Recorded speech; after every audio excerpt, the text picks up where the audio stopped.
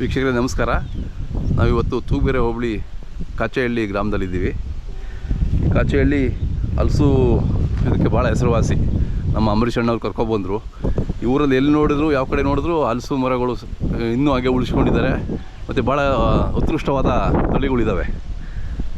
So ಅದಕ್ಕೆ ನಮ್ಮ ಅಂಬರೀಷ್ ಅಣ್ಣವ್ರು ಕರ್ಕೊಬಂದರು. ಅವ್ರನ್ನೇ ಕೇಳೋಣ ಯಾಕೆ ವಿಶೇಷ ಅಂದ್ಬಿಟ್ಟು.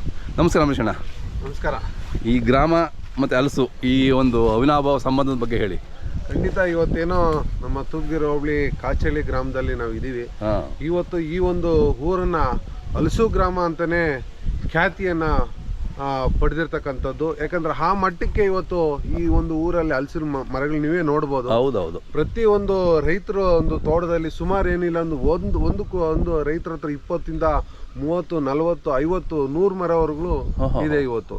ಸೊ ಈ ಒಂದು ಹಲಸಿನ ಒಂದು ಅವರ ಕೃಷಿ ಜೊತೆಗೆ ಏನು ಒಂದು ಕುಲಕಸುಬಾಗಿ ಈ ಒಂದು ಗ್ರಾಮಸ್ಥರು ಈ ಭಾಗದ ನಮ್ಮ ತೂಗೇರೆ ಭಾಗದ ಎಲ್ಲಾ ರೈತರು ಅದನ್ನ ಅಳವಡಿಸ್ಕೊಂಡಿದ್ದಾರೆ.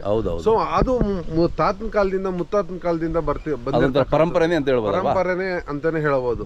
ಸೊ ನಾವ್ ಹೇಳ್ತಕ್ಕಂಥದ್ದು, ಒಂದು ಸತಿ ನೀವು ಹಲಸು ಮಾಡಿ ಅದಕ್ಕೆ ಕರೆಕ್ಟ್ ಆಗಿ ಒಂದು 3 ವರ್ಷ ಅದನ್ನ ಚೆನ್ನಾಗಿ ಪಾಲನೆ ಮಾಡಿದ್ರೆ ಅದು ನಮ್ಗೆ ಎಲ್ಲಾ ತರದ್ದು 100 ವರ್ಷವರೆಗೂ ನಮ್ಮ ಮಕ್ಕಳಿಗೆ ಮೊಮ್ಮಕ್ಕಳಿಗೆ ಎಲ್ಲ ಸಾಕ್ತದೆ ಅಂತಾನೆ ಹೇಳಬಹುದು. ನಮ್ಮ ಹಳ್ಳಿ ಭಾಷೆಯಲ್ಲಿ ಅದು ಸಾಕ್ತದೆ ಅಂತಾನೆ ಹೇಳಬಹುದು. ಸೊ ಆ ದೃಷ್ಟಿಯಿಂದ ಈ ಗ್ರಾಮ, ಅದು ಎಸ್ಪೆಷಲಿ ಈ ಗ್ರಾಮ ಅತಿ ಹೆಚ್ಚಾಗಿ ಇಡೀ ನಮ್ಮ ರಾಜ್ಯದಲ್ಲಿ, ಇಡೀ ನಮ್ಮ ದೇಶದಲ್ಲಿ ಇವತ್ತು ನೀವೇ ನೋಡ್ಬೋದು. ನಮ್ಮ ರೈತರು ನಿಮ್ಮ ಹತ್ರ ಆಲ್ರೆಡಿ ಮಾತಾಡಿದ್ದಾರೆ. ಸೊ ಇಡೀ ನಮ್ಮ ಮಾಜಿ ಪ್ರಧಾನಿಗಳಿಗಾದಂತ ಇಂದಿರಾ ಗಾಂಧಿ ಅವ್ರಿಗೂ ಅವರೇ ತಲುಪಿಸಿದ್ದಾರೆ ಅಂತ ಹೇಳಿದ್ದಾರೆ. ಸೊ ನಮ್ಮ ಭಾಗದ ರೈತರು. ಸೊ ನಾನು ಕೂಡ ಇವತ್ತು ಮಾಜಿ ಪ್ರಧಾನಿಗಳಂತ ದೇವೇಗೌಡ ಅಪ್ಪಾಜಿ ಅವ್ರಿಗೂ ನಾನು ಈ ಒಂದು ಗ್ರಾಮದ ಹಲಸನ್ನು ಅವ್ರಿಗೆ ಕೊಟ್ಟು ಅವರು ತಿಂದು ಚೆನ್ನಾಗಿದೆ ಅಂತೇಳಿ ಅವ್ರ ಹುಟ್ಟುಹಬ್ಬಕ್ಕೆ, ವಿಶೇಷವಾಗಿ ಅವ್ರ ಹುಟ್ಟುಹಬ್ಬಕ್ಕೆ ಪ್ರತಿ ವರ್ಷ ನಾನು ಕೊಡ್ತಾ ಬರ್ತಾ ಇದ್ದೀನಿ. ಅವರು ಖುಷಿ ಪಟ್ಟಿದ್ದಾರೆ, ತುಂಬಾನೇ ಖುಷಿ ಪಟ್ಟಿದ್ದಾರೆ. ಆ ಹಲಸು ತಿಂದು ಚೆನ್ನಾಗಿದೆ, ಯಾವ ಹೆಣ್ಣು ಅಂತೇಳಿ ವಿಚಾರಿಸಿ ಜೊತೆಯಲ್ಲಿ ಕುಚ್ಕೊಂಡು ಊಟ ಮಾಡಿಸಿ ನಮ್ಮನ್ನು ಕಳಿಸಿದ್ದಾರೆ. ಸೊ ಆ ದೃಷ್ಟಿಯಿಂದ ನಾನು ಹೇಳ್ತಕ್ಕಂಥದ್ದು, ಅತಿ ಹೆಚ್ಚಾಗಿ ನಮ್ಮ ಯುವಕರಿಗೆ, ಈ ಭಾಗದ ಯುವಕರಿಗೆ ಅತಿ ಹೆಚ್ಚಾಗಿ ಹಲಸನ್ನ ನಿಮ್ ಮರ ಏನು ನಿಮ್ ಬದಿ ಇರ್ತದೆ, ಮೊದ್ಲು ಬದಿಗಳಲ್ಲಿ ಹಾಕೋರು ಸರ್. ಆ ಬದಿಗಳಲ್ಲಿ ಈಗ ಕೂಡ ನೀವು ಈಗ ಮಾಡಿದ್ರೆ ಒಂದ್ 5 ವರ್ಷ ನಿಮ್ಮ ಈಗ ಯುವಕರು ಹಾಕಿದ್ರೆ ಇನ್ನೊಂದ್ 5-10 ವರ್ಷಕ್ಕೆ ಬಂದ್ಬಿಡುತ್ತೆ, ಒಳ್ಳೆ ಫಸಲ್ ಬರುತ್ತೆ. ಸೊ ಆ ಫಸಲ್ ಬಂದಾಗ ನಿಮ್ಮ ಜೀವನ ರೂಪಿಸ್ಕೊಂತೀರಾ ನೀವು ಅಂತ ಹೇಳಕ್ ಬಯಸ್ತೀನಿ ಸರ್. ಸೊ ಆ ದೃಷ್ಟಿಯಿಂದ ದಯವಿಟ್ಟು ಎಲ್ಲ ರೈತ ಬಾಂಧವರು, ಎಕ್ಸ್ಪೆಷಲಿ ಇಡೀ ನಮ್ಮ ಕರ್ನಾಟಕದ ಎಲ್ಲಾ ರೈತರು, ಯಾಕಂದ್ರೆ ಎಕ್ಸ್ಪೆಷಲಿ ಇದೊಂದು ಹಳ್ಳಿಗಳಲ್ಲಿ ಹೆಚ್ಚೇ ಇರ್ತದೆ. ಸೊ ಎಲ್ಲಾ ಹಳ್ಳಿ ರೈತರು ಯುವಕರಿಗೆ ಹೇಳ್ತಕ್ಕಂಥದ್ದು ಇಷ್ಟೇ, ನಿಮ್ಮ ತೋಟದ ಬದಿಗಳಲ್ಲಿ ಒಂದೊಂದು ಹಲಸು ಗಿಡ ಮಾಡಿದ್ರೆ ನೋಡಿ ಸರ್, ಇದು ಯಾವ್ದಕ್ಕೂ ವೇಸ್ಟ್ ಆಗಲ್ಲ. ಹಲಸು ಇದೆಯಲ್ಲ, ಒಂದೇ ಒಂದು ವೇಸ್ಟ್ ಆಗಲ್ಲ, ಪ್ರತಿ ಒಂದು ಯುಟಿಲೈಸ್ ಆಗುತ್ತೆ. ಅದ್ರ ಹಣ್ಣಿಂದ ಹಿಡಿದು, ಸಾಲಿಂದ ಹಿಡಿದು, ಕಾಯಿ ಅದ್ರೊಳಗೆ ಬೀಜ ಇರುತ್ತೆ, ಬೀಜದಿಂದ ಹಿಡಿದು ಪ್ರತಿ ಒಂದಕ್ಕೂ ಯೂಸ್ ಆಗಂತದ್ದು ಇವತ್ತು ಇಡೀ ಡಿಮ್ಯಾಂಡ್ ಆಗ್ಬೇಕು ಸರ್. ಅದಕ್ಕೆ ಆಧುನಿಕ ಕಲ್ಪವೃಕ್ಷ ಅಂತಾರೆ ಇದನ್ನ. ಖಂಡಿತ ಸರ್, ಇವತ್ತು ಆಧುನಿಕ ಕಲ್ಪವೃಕ್ಷ ಅಂತಾನೆ ಎಲ್ಲಾ ಕಡೆ ಇವತ್ತು ಬರ್ತಾ ಇದೆ ಸರ್. ಯಾಕಂದ್ರೆ ಅದೊಂದು ರೀತಿಯಾಗಿ ರೈತರಿಗೆ ಒಂಥರ ಬೆನ್ನೆಲುಬನೆ ಅಂತ ಹೇಳ್ಬೋದು. ಯಾಕಂದ್ರೆ ಒಂದ್ಸತಿ ನಾವು ಹಾಕಿ ಬಿಟ್ಬಿಟ್ರೆ ಇದಕ್ಕೆ ನಾವು ಗೊಬ್ಬರ ಹಾಕಲ್ಲ, ಮತ್ತೊಂದು ಯೂರಿಯಾ ನ್ಯಾಚುರಲ್ ಸರ್ ಇದು. ಸೊ ನ್ಯಾಚುರಲ್ ಆಗಿ ಬೆಳೆಯೋದ್ರಿಂದ ಸೊ ಇದಕ್ಕೇನು ನಾವು ಒಂದ್ಸತಿ ಇನ್ವೆಸ್ಟ್ಮೆಂಟ್ ಹಾಕಂಗಿಲ್ಲ ಸರ್. ಸೊ ನಾವ್ ತಂದು ಗಿಡ ಉಣ್ತೀವಿ ಅಷ್ಟೇ. ಒಂದ್ 5 ವರ್ಷ ನಾವ್ ಏನ್ ಮಾಡ್ಬೇಕು, ಅದಕ್ಕೆ ನೀರ್ ಹಾಕ್ಬೇಕು ಅಷ್ಟೇ. ಅಷ್ಟ್ ಬಿಟ್ರೆ ಅದನ್ನ ಆಮೇಲೆ ನಮ್ಗೆ ನೀರ್ ಹಾಕುತ್ತೆ, ಸಾಯೋವರೆಗೂ ನಮ್ಮ ಮೊಮ್ಮಕ್ಕಳಿಗೆ ಪಾಲನೆ ಮಾಡದಂತ ಕೆಲಸ ಮಾಡ್ತದೆ. ಸೊ ಆ ದೃಷ್ಟಿಯಿಂದ ಅತಿ ಹೆಚ್ಚಾಗಿ ಇದನ್ನ ಬೆಳೆಸ್ರಿ, ಉಳಿಸ್ರಿ. ಯಾಕಂದ್ರೆ ಮುಂದಿನ ದಿನಗಳಲ್ಲಿ ಇನ್ನೂ ಹೆಚ್ಚಾಗಿ ಬೆಳಿಬೇಕು. ಈ ಒಂದು ಭಾಗದ ಹಲಸು ಇಡೀ ರಾಜ್ಯ, ಇಡೀ ದೇಶಗಳಲ್ಲಿ ಇವತ್ತು ಮೊನ್ನೆ ನಮ್ಮ ತೂಗೇರಿಯಲ್ಲಿ GK ವಿಕೆ ಅವರು ಒಂದು ಕಾರ್ಯಕ್ರಮ ಮಾಡಿದ್ರು ಸರ್. ಸೊ 6 ಇದಕ್ಕೆ ಹೆಸರು ಹೊಸದಾಗಿ ಕಾಪಿ ರೈಟಿಂಗ್ ಅಂತ ಹೇಳಿಬಿಟ್ಟು ಕೊಟ್ರು. ಸೊ ನಮ್ಗೆ ಹೆಮ್ಮೆ ಇದೆ ಸರ್, ಈ ಭಾಗದಕ್ಕೆ ಅಂತ ಒಂದು 6ಕ್ಕೆ ಪೇಟೆಂಟ್ ಕೊಟ್ಟಿರೋದಕ್ಕೆ. ಸೊ ಅವತ್ತು ನಾವು ಡಿಮ್ಯಾಂಡ್ ಇಕ್ಕಿದ್ವಿ ಸರ್, ಏರ್ಪೋರ್ಟ್ ಅಲ್ಲಿ, ಇಂಟರ್ನ್ಯಾಷನಲ್ ಏರ್ಪೋರ್ಟ್ ಅಲ್ಲಿ ನಮ್ಗೆ ಆದಂತ ಒಂದು ಸ್ಟಾಲ್ ಮಾಡ್ಕೊಡ್ಬೇಕು. ಸೊ ಆ ಒಂದು ಬಂದಾಗ ಏನಾಗುತ್ತೆ, ಇಂಟರ್ನ್ಯಾಷನಲ್ಸ್ ಇಂದ ಬರ್ತಾರಲ್ಲ ಪ್ರವಾಸಿಗರಾಗಿರ್ಬೋದು, ಇಲ್ಲಿಂದ ಆಚೆ ಕಡೆ ಹೋಗೋರಾಗಿರ್ಬೋದು, ಬೇರೆ ಹಲಸುನ ಒಂಥರ ಎಕ್ಸಿಬಿಷನ್ ತರ ಇರುತ್ತೆ. ಸೊ ಅದನ್ನ ತಗೊಂಡು ಬೇರೆ ರಾಷ್ಟ್ರಗಳಿಗೆ, ಹೊರ ದೇಶಗಳಿಗೆ ಹೋದಾಗ ಸೊ ಇನ್ನು ನಮ್ಗೆ ಖುಷಿ ಆಗತ್ತೆ. ಅದನ್ನ ಮೊನ್ನೆ ಡಿಸ್ಕಸ್ ಆಯ್ತು. ನಮ್ಮ ಒಂದು ಇದರದೊಂದು ಕಮಿಟಿ ಇದೆ, ಹಲಸು ಬೆಳೆಗಾರರ ಕಮಿಟಿ ಇದೆ. ಸೊ ಆ ಕಮಿಟಿಯಿಂದ ಪ್ರಸ್ತಾವನೆ ಮಾಡಿದೀವಿ. ನೋಡೋಣ ಮುಂದಿನ ದಿನದಲ್ಲ ಅದು ಕೃಷಿ ಇಲಾಖೆಯವರು ಅದನ್ನ ಏನ ಆಕ್ಷನ್ ತಗೊಂತಾರೆ, ಅವ್ರಿಗೆ ಬಿಟ್ಟಿದ್ದು. ಅದೇ ಸೊ ನಮ್ಮ ಕಡೆಯಿಂದ ಏನ್ ಬೇಕೋ ನಮ್ಮ ತೋಟಗಾರಿ ಇಲಾಖೆಗಾಗಿರ್ಬೋದು, ಕೃಷಿ ಇಲಾಖೆಗಾಗಿರ್ಬೋದು ಪ್ರಸ್ತಾವನೆ ಅಂತೂ ಹೋಗಿದೆ. ಅದೇ ಸೊ ನೋಡೋಣ ಸರ್. ಅದು ಒಳ್ಳೇದಣ್ಣ, ಬಹಳ ಖುಷಿ ಆಯ್ತು. ಇವತ್ತು ಮಾಜಿ ಪ್ರಧಾನಿಗಳಿಗಾದಂತ ದೇವೇಗೌಡರು ತಿಂದಿದ್ದಾರೆ. ಆಮೇಲೆ ಅನೇಕ ಸ್ಟಾರ್ಸ್, ಇವರ ಪಬ್ಲಿಕ್ ಟಿವಿ ರಂಗನಾಥ್ ಸರ್ ಆಗಿರ್ಬೋದು, ಅಜಿತ್ ಸರ್ ಆಗಿರ್ಬೋದು, ಸೊ ಅನೇಕ ಸ್ಟಾರ್ಸ್, ಅನೇಕ ಫಿಲಂ ಸ್ಟಾರ್ಸ್ ಆಗಿರ್ಬೋದು, ಎಲ್ಲರೂ ತಿಂದಿದ್ದಾರೆ ಈ ಒಂದು ಗ್ರಾಮದ ಹಲಸನ್ನ. ಅದೇ ತರ ಇವತ್ತು ನಾನು ಪ್ರಧಾನಿಗಳಾದಂತ ನರೇಂದ್ರ ಮೋದಿಜಿ ಅವ್ರಿಗೆ ನಾನು ಸವಿಸ್ತರವಾಗಿ ಒಂದು ಲೆಟರ್ ಮುಖಾಂತರ ನಾನು ಲೆಟರ್ ಕಳಿಸ್ತಾ ಇದ್ದೀನಿ. ದಯವಿಟ್ಟು ನಮ್ಗೆ ಅವಕಾಶ ಮಾಡಿಕೊಡಿ. ಈ ಒಂದು ಚಿಕ್ಕಬಳ್ಳಾಪುರದಲ್ಲಿ ನೀವು ಎಲೆಕ್ಷನ್ ಬಂದಿದ್ದ ಸಂದರ್ಭದಲ್ಲಿ ಅಲ್ಲಿ ತಂದಿದ್ದೆ, ಪರ್ಪಸ್ ಸೆಕ್ಯೂರಿಟಿ ಪರ್ಪಸ್ ಇಂದ ಅಲ್ಲಿ ಸೆಕ್ಯೂರಿಟಿ ಹ್ಯಾಂಡ್ ಓವರ್ ಮಾಡಿದ್ವಿ. ಸೊ ಅಲ್ಲಿ ಕೊಡಕ್ಕೆ ತಮ್ಗೆ ಆಗಿಲ್ಲ. ಯಾಕಂದ್ರೆ ಈ ಒಂದು ಹಲಸು ಮಾಜಿ ಪ್ರಧಾನಿಗಳು ಇಂದಿರಾ ಗಾಂಧಿ ಅವರಾಗಿರ್ಬೋದು, ಮಾಜಿ ಪ್ರಧಾನಿ ದೇವೇಗೌಡ ಅಪ್ಪಾಜಿ ಆಗಿರ್ಬೋದು, ಎಲ್ಲರೂ ಸ್ವೀಕರಿಸಿ ಅದನ್ನ ತಿಂದು ಚೆನ್ನಾಗಿದೆ ಅಂತ ಹೇಳಿದ್ದಾರೆ. ಸೊ ನೀವು ಕೂಡ ನಮ್ಮ ಒಂದು ಹಲಸನ್ನ ತಗೋಬೇಕು ಅಂತ ಹೇಳಿ ಇವತ್ತು ನಾನು ಲೆಟರ್ ಬರ್ದಿದ್ದೀನಿ. ನೋಡೋಣ ಲೆಟರ್ ಏನು ಉತ್ತರ ಬರುತ್ತೆ ಮುಂದಿನ ದಿನಗಳಲ್ಲಿ ಅಂತ ಕಾಯ್ತಾ ಇದ್ದೀನಿ. ಹೌದೌದು, ಒಳ್ಳೇದು. ಸೊ ಆ ದೃಷ್ಟಿಯಿಂದ ಯಾಕಂದ್ರೆ ಈ ಒಂದು ರೈತರಿಗೆ, ಯಾಕಂದ್ರೆ ಮಾರ್ಕೆಟಿಂಗ್ ಇಲ್ಲ ಸರ್.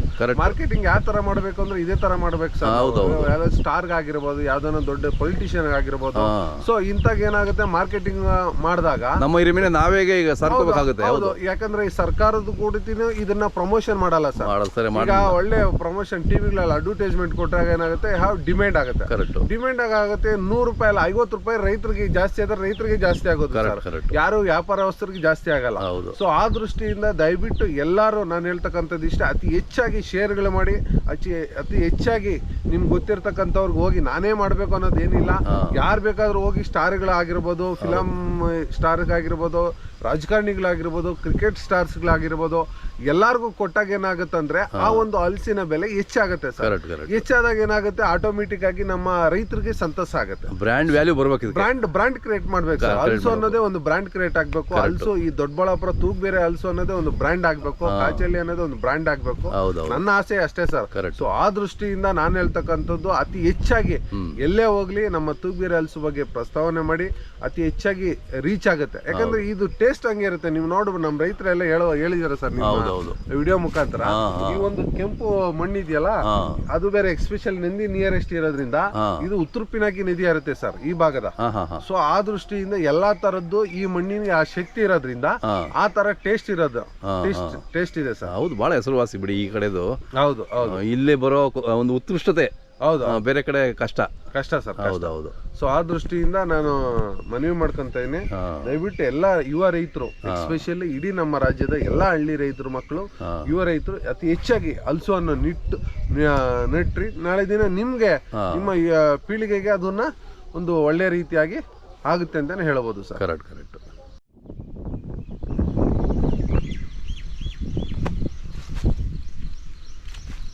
ಇವತ್ತು ಏನ್ ನೀವು ನೋಡ್ಬೋದು, ಎಲ್ಲಾ ಬೆಳೀತಕ್ಕಂಥ ಹಣ್ಣುಗಳಿಗಾಗಿರ್ಬೋದು, ತರಕಾರಿಗಳಾಗಿರ್ಬೋದು, ಅನೇಕ ರೀತಿಯಾಗಿ ಯೂರಿಯಾ, ಲಾಗೋಡು, ಮತ್ತೊಂದು ಎಲ್ಲ ಹಾಕ್ತಾರೆ. ಆದ್ರೆ ನಾವು ಹಲಸು ಏನೋ ಇರುತ್ತೆ, ನಾವು ಒಂದ್ಸತಿ ಗಿಡ ಹಾಕಿರ್ತೀವಿ ಅಷ್ಟೇ. ಸೊ ಆಮೇಲೆ ನಾವು ಅದಕ್ಕೆ ತಲೆನೇ ಕೆಡಿಸ್ಕೊಳ್ಳಲ್ಲ. ನ್ಯಾಚುರಲ್ ಆಗಿ ಅದಕ್ಕೆ ಗೊಬ್ಬರನೂ ಹಾಕೋದಿಲ್ಲ. ನಾವು ನೋಡ್ಬೋದು, ನೀವೇ ಗೊಬ್ಬರನೂ ಹಾಕಲ್ಲ. ನ್ಯಾಚುರಲ್ ನೋಡಿ, ನ್ಯಾಚುರಲ್ ಹೆಂಗಿದೆ ಹಂಗೆ ಇದೆ. ಸೊ ಆ ದೃಷ್ಟಿಯಿಂದ ಯಾವುದೇ ರೀತಿಯ ಕೆಮಿಕಲ್ ಹಾಕದೇ ಇರತಕ್ಕಂತ ಬೆಳೆ ಯಾವ್ದಾನೆ ಇದ್ರೆ ನಮ್ಮ ಹಲಸು ಅಂತಾನೆ ಹೇಳ್ಬೋದು. ಓನ್ಲಿ ಜಾಕ್ ಫ್ರೂಟ್ಸ್ ಅಷ್ಟೇ. ಯಾಕಂದ್ರೆ ಇದರಿಂದ ಏನು ಸೈಡ್ ಎಫೆಕ್ಟ್ ಆಗಲ್ಲ, ಎಲ್ಲ ಇಂಪ್ರೂವ್ಮೆಂಟ್ ಆಗದೆ. ಯಾಕಂದ್ರೆ ಕೆಮಿಕಲ್ ಫ್ರೀ ಅಂತೀರಾ? ಕೆಮಿಕಲ್ ಫ್ರೀ ಯಾವ್ದು ಇರಲ್ಲ, ಯಾವ ನ್ಯಾಚುರಲ್ ಆಗಿರುತ್ತೆ ನೋಡಿ. ಗೊಬ್ಬರನ ಹಾಕಲ್ಲ, ನೀರು ಹಾಕಲ್ಲ, ನಾವು ಮಳೆ ನೀರ್ಗೆ ಹಾಕೋದು, ನೀರು ಕಟ್ಟಲ್ಲ. ಅರ್ಧ ಆಯ್ತು. ಅದು 2-3 ವರ್ಷ ಮಾತ್ರ ನೀರ್ ಹಾಕ್ತಿವಿ, ಅದು ಬೇಸಿಗೆ ಕಾಲ ಮಾತ್ರ. ಮಳೆಗಾಲ ಅದು ಹಾಕಲ್ಲ. ಸೊ ಆ ದೃಷ್ಟಿಯಿಂದ ನ್ಯಾಚುರಲ್ ಆಗಿರುತ್ತೆ. ಏನು ಆರೋಗ್ಯಕ್ಕೆ ಸೂಕ್ತವಾದ ಹಲಸು ಅಂದ್ರೆ ಇದೆ ನಮ್ಮ ಹಲಸುನೆ. ಬೇರೆ ಫುಡ್ ಪ್ರತಿಯೊಂದಕ್ಕೂ ನೀವು ಮಾವಿನ ಹಣ್ಣಿಗೂ ಔಷಧಿ ಹಾಕ್ತಾರೆ, ಪ್ರತಿಯೊಂದು ತರಕಾರಿಗೂ, ಹಣ್ಣಿಗೂ, ದ್ರಾಕ್ಷಿಗೂ ಹಾಕ್ತಾರೆ, ಹೂವಿನಲ್ಲಿ ಎಣ್ಣೆ ಹೊಡಿತಾರೆ, ಹೂದಲ್ಲಿ ಎಣ್ಣೆ, ಎಲ್ಲ ತರದ್ದು ಇರುತ್ತೆ. ಆದ್ರೆ ನಮ್ಮ ಈ ಹಲಸಿಗೆ ಮಾತ್ರ ನಾವು ಯಾವ್ದೇ ತರ ಆ ತರ ಸೈಡ್ ಎಫೆಕ್ಟ್ ಏನು ಇರೋದಿಲ್ಲ. ಆತರ ಔಷಧಿ ನಾವು ಹೊಡಿಯಕ್ಕೆ ಹೋಗಲ್ಲ, ಅವಶ್ಯಕತೆನೇ ಇಲ್ಲ ನಮ್ಗೆ. ಕರೆಕ್ಟ್. ಸೊ ಆ ದೃಷ್ಟಿಯಿಂದ ಅತಿ ಹೆಚ್ಚಾಗಿ ಇದನ್ನ ತಗೊಳ್ಳಿ ಅಂತೇಳಿ ಮನವಿ ಮಾಡ್ತೀನಿ. ಚೆನ್ನಾಗಿದೆ ಅಣ್ಣ, ಇದು ನೋಡಿದ್ರೆ ಖುಷಿ ಆಗುತ್ತೆ. ಈ ಮರಗಳು, ಈ ಹಣ್ಣು ನೋಡಿದ್ರೆ.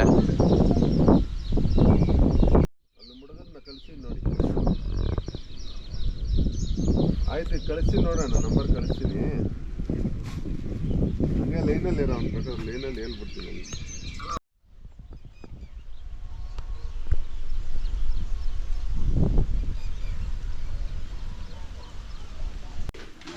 ಪ್ರಧಾನಿ ಮೋದಿ ಅವರಿಗೆ ಹಾಂ ಹಲಸೆನ ತಗೊಂಡು ಹೋಗ್ಬೇಕಾದ್ರೆ ಇಲ್ಲೇ ಚಿಕ್ಕಬಳ್ಳಾಪುರ ಬಂದಿದ್ದು. ಅದೇ ಅವ್ರದ್ದು ಇದು ಫೋಟೋಸ್. ಹಾಂ ಚಾನಲ್ಸ್ ಎಲ್ಲ ಬಂತಲ್ಲ ಅದು? ಚಾನಲ್ ಎಲ್ಲ ಚಾನಲಲ್ಲಿ ಬಂದಿತ್ತು. ಅದೇ ಆಮೇಲೆ ಮಾಜಿ ಪ್ರಧಾನಿಗಳಂತ ದೇವೇಗೌಡ ಅಪ್ಪಾಜಿ ಅವ್ರ ಹುಟ್ಟು ಹಬ್ಬಕ್ಕೆ ಅವ್ರ ಮನೆಗೆ ಹೋಗಿ ಚಂದ್ರು ಹಲಸನ್ನ ಕೊಟ್ಟು ಓಕೆ ಶುಭ ಹಾರೈಸಿದ್ದು. ಅದೇ ಅದೊಂದು. ಆಮೇಲೆ ಕುಮಾರಣ್ಣನ್ ಕೊಟ್ಟಿದ್ದು, ಶ್ರೀ ಕುಮಾರಸ್ವಾಮಿ ಅವರಿಗೆ ದೊಡ್ಡಬಳ್ಳಾಪುರಕ್ಕೆ ಬಂದಿದ್ದು. ಓಕೆ ಅವಾಗ ಕೊಟ್ಟಿದ್ದು ಕುಮಾರಣ್ಣನ್ಗೆ. ಅದೇ ಥರ ನಮ್ಮ ಸುಧಾಕರ್ MP ಸಾಹೇಬರು, ಹೌದೌದು MP ನಮ್ಮ ಚಿಕ್ಕಬಳ್ಳಾಪುರ MP ಸಾಹೇಬ್ರಿಗೆ ಹಲಸಿನ ಹಣ್ಣು ಕೊಟ್ಟು ಶುಭ ಹಾರೈಸಿದ್ರು. ಅದೇ ಅವ್ರಿಗೆ ಒಳ್ಳೇದಾಗ್ಲಿ, ಗೆಲ್ಲಿ ಎಲ್ಲ ಇದು ರೆಡ್ ಜಾಕೆಟ್. ಅದೇ ವಿರಾಟ್ ಕೊಹ್ಲಿ ಅವ್ರಿಗೆ ನಮ್ಮ ಚಿನ್ನಸ್ವಾಮಿ ಸ್ಟೇಡಿಯಂ ಅಲ್ಲಿ ಚೆನ್ನೈ ಮತ್ತೆ ಬೆಂಗಳೂರು ಮ್ಯಾಚ್ ನಡೀತಾ ಇತ್ತು.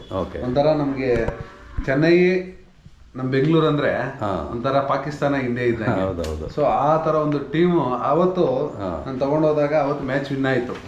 ಘಾಟಿ ಸುಬ್ರಹ್ಮಣ್ಯದಲ್ಲಿ ಪೂಜೆ ಮಾಡಿ ತಗೊಂಡೋಗಿ ಶುಭ ಹಾರೈಸನ ಅಂತ ಹೋಗಿದ್ದಕ್ಕೆ ಅವತ್ತು ಮ್ಯಾಚ್ ವಿನ್ ಆಯ್ತು. ತುಂಬಾ ಖುಷಿ ಆಯ್ತು ಅವತ್ತೊಂದು. ಸೊ ಇವತ್ತು ಅಷ್ಟೇ ನಾನು ಹೇಳ್ತಕ್ಕಂಥದ್ದು, ನಮ್ಮ ಕನ್ನಡಿಗರ ಒಂದು ಏನು ಇವತ್ತು ಬೆಂಗಳೂರು RCB ಎಲ್ಲ ಕಡೆ ಜಯಗೊಳಿಸ್ತಾ ಇದೆ.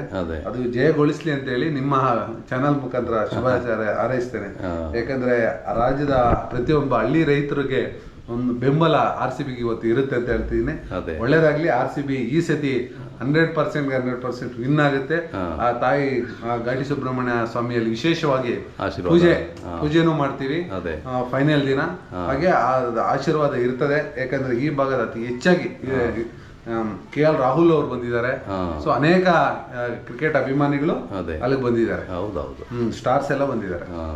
ಸೊ ಹಂಗಾಗಿ ಈ ಸರಿ RCB ವಿನ್ ಆಗುತ್ತೆ ಅಂತ ಹೇಳಿ ನಾನು ಹೇಳ್ತೇನೆ. ಒಳ್ಳೇದಣ್ಣ.